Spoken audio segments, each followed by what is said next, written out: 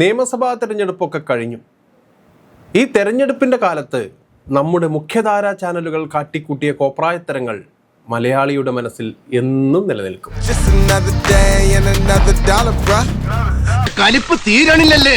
എല്ലാം തികഞ്ഞവർ എന്നൊരു തോന്നലുണ്ട് നമ്മുടെ മലയാളത്തിലെ ചാനലുകാർക്ക്. അവരാണ് എല്ലാം അറിയുന്നവർ, അവർ പറയുന്നത് പോലെ നടക്കൂ. ഇതല്ല, ഇതിലും വലിയ ട്രെൻഡൊക്കെ മനസ്സിലാക്കാനുള്ള സോഴ്സ് അവർക്കുണ്ട് എന്നൊക്കെയുള്ളൊരു തോന്നലാണ് നമ്മുടെ മുഖ്യധാരാ ചാനലുകളിലെ ചില മാധ്യമപ്രവർത്തകർക്കുള്ളത്. എന്തൊക്കെയായിരുന്നു ഈ ടീം ക്യാമറയുടെ മുന്നിൽ വന്ന് വിളിച്ചു പറഞ്ഞുകൊണ്ടിരുന്നത്? ഹർഷൻ, ലല്ലു, സനീഷ്, സ്മൃതി, മാധു, അരുൺകുമാർ, ഇവരൊക്കെ പറയുന്നത് കേട്ടാൽ തന്നെ ചിരി വരും. കേരളത്തിൻ്റെ എല്ലാ പൾസും കൃത്യമായി അറിയുന്ന നമ്മുടെ ഈ ഭീകര മാധ്യമപ്രവർത്തകർക്ക് എന്തേ UDF അനുകൂലമായിട്ട് ഇത്ര വലിയൊരു ട്രെൻഡ് ഉണ്ട് എന്ന് മനസ്സിലാക്കാൻ സാധിച്ചില്ല? നിങ്ങളുടെ വില അത്രമാത്രം ഉണ്ട്. അപ്പോൾ റിപ്പോർട്ടർ TV ഒക്കെ ആധികാരികമായല്ലേ പറഞ്ഞു വെച്ചിരുന്നത്, എല്ലാം ഞങ്ങൾക്കറിയാം, എല്ലാ ഡാറ്റയും ഞങ്ങളെ കയ്യിലുണ്ട് എന്നൊക്കെ പറഞ്ഞിട്ടാ അരുൺകുമാറും ടീമും ഒക്കെ കോട്ടൊക്കെ ഇട്ട് നമ്മുടെ മുന്നിൽ വന്നിരുന്ന് ഇങ്ങനെ പറഞ്ഞിരുന്നത്. നിങ്ങളുടെ ഒന്നും അത്ര വലിയ ഭീകര മാധ്യമപ്രവർത്തകരൊന്നും അല്ലാത്ത റാഷിദ് CP എന്നയാള് കൃത്യമായി പറഞ്ഞിരുന്നു. അത്ര പോലും വിവരം നിങ്ങൾക്ക് ഇല്ലാതെ പോയല്ലോ എൻ്റെ മാധ്യമ സിംഹങ്ങളെ. കണ്ണൂർ ജില്ലയിലുണ്ടായ റിസൾട്ടിനെ സംബന്ധിച്ച് നിങ്ങൾക്ക് സൂചനയൊന്നും ലഭിച്ചില്ലേ?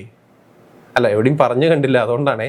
സത്യത്തിൽ നിങ്ങൾ വെറും 0 ആണെന്ന് കൂടെ ഈ തെരഞ്ഞെടുപ്പ് ഫലം പറഞ്ഞു വെക്കുന്നുണ്ട്. തൂക്കസഭ LDF 65, 70 എന്നൊക്കെ പറഞ്ഞ് തട്ടി വിടുന്നുണ്ടായിരുന്നല്ലോ. ഇപ്പൊ കേരളത്തിന്റെ മുഖ്യമന്ത്രി ആരാകണം എന്നുള്ള ചർച്ചയിലാ സാറുമാര്.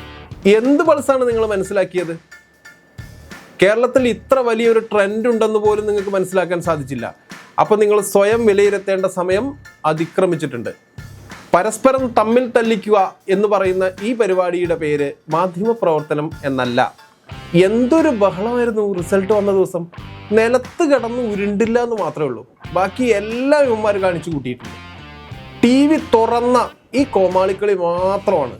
ചാടുന്നു, ഓടുന്നു, എന്തൊക്കെയാ കാണിക്കുന്നേ.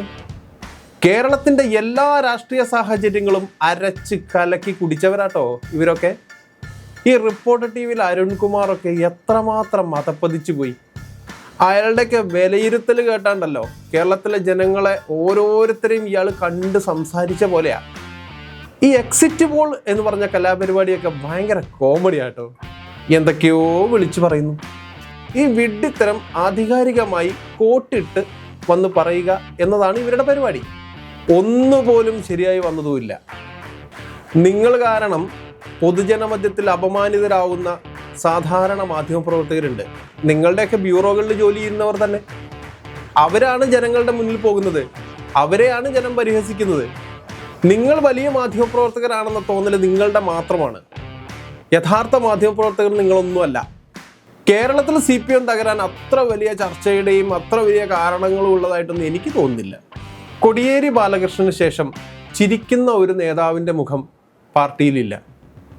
പാർട്ടി തെറ്റിതിരുത്തി വരുമ്പോൾ ജനം വീണ്ടും അവർ അധികാരത്തിലേറ്റും. അതിന് ഈ പറയുന്ന ചാനലുകളുടെ ഒന്നും സപ്പോർട്ട് ആവശ്യമില്ല. കേരളത്തിൽ നിഷ്പക്ഷമായി ചിന്തിക്കുന്ന ഒരുപാട് ജനങ്ങളുണ്ട്.